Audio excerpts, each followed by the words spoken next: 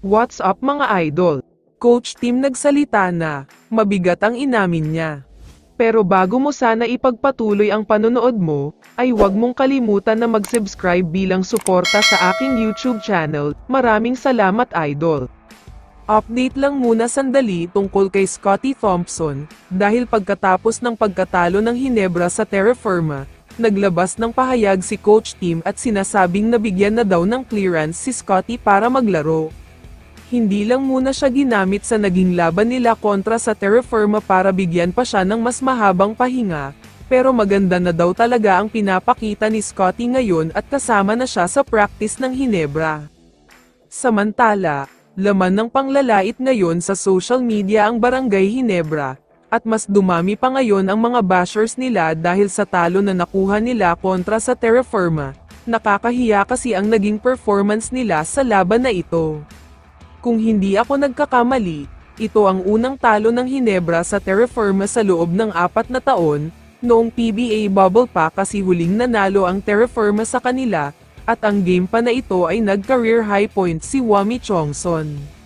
Pero sa naging latest na paghaharap nila, may chance pa naman sana na manalo ang Hinebra at makapag-comeback, pero hindi na naglaro si C-Stan sa less than 7-minute mark ng 3rd quarter hanggang sa 4th quarter.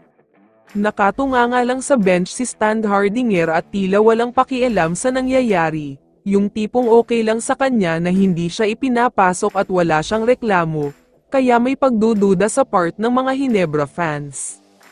Pero nagsalita na si Coach Tim kung ano nga ba talaga ang nangyari.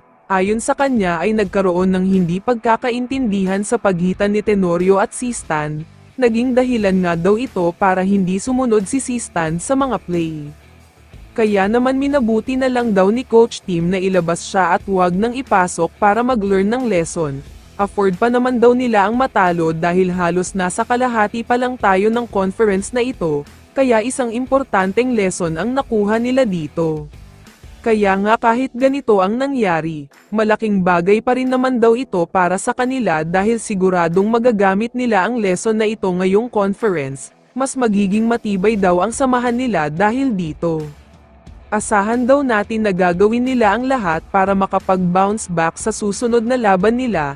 Gaganapin nga ito sa April 12, Biyernes at kakalabanin nila ang Blackwater Bossing na nangangailangan din ng panalo.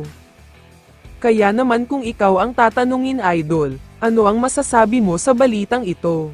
I-comment mo naman ang sagot mo sa tanong na ito. So dito na nagtatapos ang video na ito. Maraming salamat sa pagsuporta at panonood mga idol. Ingat at bye-bye.